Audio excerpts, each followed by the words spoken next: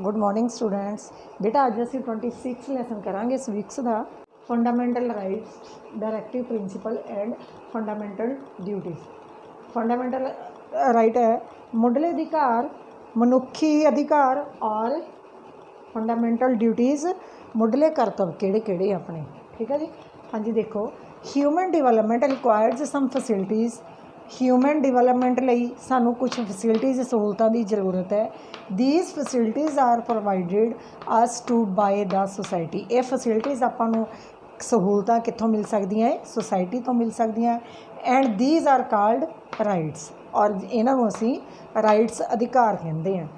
अपने हुण fundamental rights की हुंदे हैं?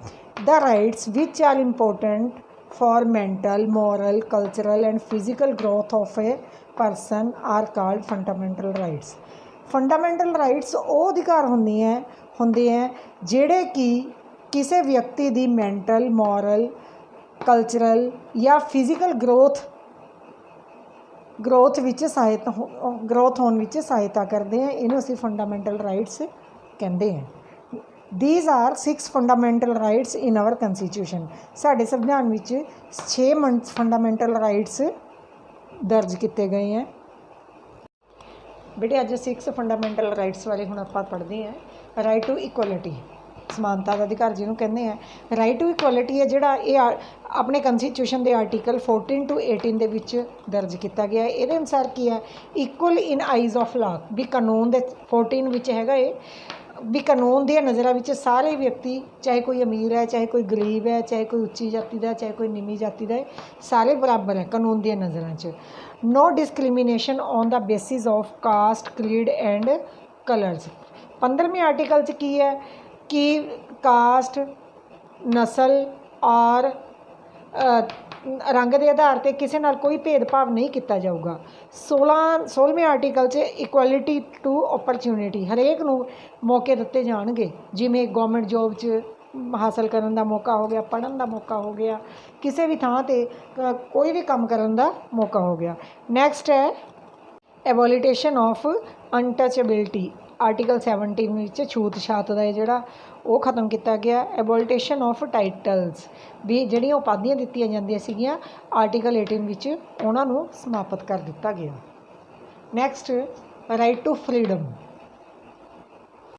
हाँ जी, सैकेंड है तुहाडा राइट टू फ्रीडम, स्वतंत्रता का अधिकार। इहदे विच की कहा गया है कि किसी भी व्यक्ति नूं भाषण देन, विचार प्रगट करन, घूमन फिरन या किते आन जान की स्वतंत्रता है। इन्हां तो इलावा कोई भी प्रैस के अगे अपने व्यूज़ दे सकता है और कोई भी धंधा या कामकार कर सकता है। ये पूरी स्वतंत्रता है। नैक्सट राइट अगेंस्ट एक्सप्लॉयटेशन, शोषण विरुद्ध अधिकार। ये की है भी मान लो कोई भी व्यक्ति व्यापार करता है, वेतन दिते बिना कोई काम करवाता है या दूजे तो जबरदस्ती काम करवाता है या फिर काम ज़्यादा करा के उन्होंने तनख्वाह घट दिंदा है। इस प्रकार का ये अंकित किया गया है। ठीक है जी। काम बदले तनख्वाह पक्षों, काम के घंटिया पक्षों, बाल मजदूरी, धर्म, नस्ल, जाति आदि कोई भी वितकरा नहीं होगा। नैक्सट है right to freedom of religion, धार्मिक स्वतंत्रता का अधिकार। सब तो महत्वपूर्ण अधिकार धर्म का अधिकार होंदा है। इस अधिकार विच कोई भी धर्म अपनाउण या उहनूं मन्नण या प्रचार करन या कोई भी किसी भी थां ते कोई भी व्यक्ति धार्मिक स्थान कोई बना सकता है, उन्होंने पूरी आज़ादी है। साडी ड्यूटी ये है कि इन्हां आज़ादियां विच अड़िक्का ना बणीए। सानू कोई अधिकार नहीं कि असी किसी धर्म का अपमान करिए। साडा फर्ज है कि असी सारिआं दा आदर करिए। कल्चरल एंड एजुकेशनल राइट, इस अधिकार अधीन हरेक व्यक्ति या सोसाइटी नूं अपनी भाषा, लिपि, सभ्याचार नूं सुरक्षित रखने का अधिकार है। सरकारी विद्यक संस्थावां विच किसी भी रंग, नस्ल, जाति, धर्म के आधार पर दाखला देने तो कोई नहीं रोक सकता हैगा। साडा कर्तव्य है कि अधिकार का सत्कार करिए।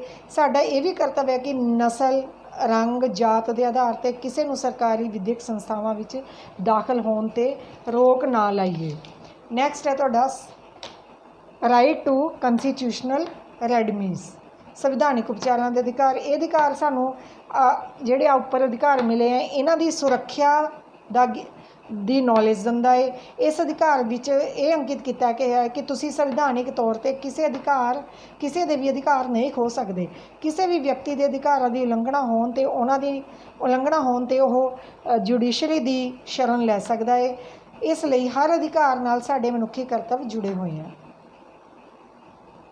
ਬੇਟੇ ਅੱਜ ਤੁਹਾਡਾ ਇਹ ਲੈਸਨ ਕੰਪਲੀਟ ਹੋ ਗਿਆ। ਇਹਦੇ ਨਾਲ ਹੀ ਤੁਹਾਨੂੰ ਵੈਰੀ ਸ਼ੋਰਟ ਕੁਐਸਚਨ ਔਰ ਬੁੱਕ ਵਰਕ ਅੱਜ ਭੇਜੂੰਗੀ ਤੇ 50-60 ਵਰਡ ਵਾਲੇ ਕੁਐਸਚਨ ਤੁਹਾਨੂੰ PDF ਬਣਾ ਕੇ ਕੱਲ੍ਹ ਭੇਜੂੰਗੀ। ਤੁਸੀਂ ਆਪਣੀ ਨੋਟਬੁੱਕ ਤੇ ਵਧੀਆ ਰਾਈਟਿੰਗ 'ਚ ਕਰਨਾ ਹੈ ਤੇ ਸਭ ਦਾ ਕੰਮ ਮੈਨੂੰ ਟਾਈਪ 'ਤੇ ਸੈਂਡ ਹੋ ਜਾਣਾ ਚਾਹੀਦਾ।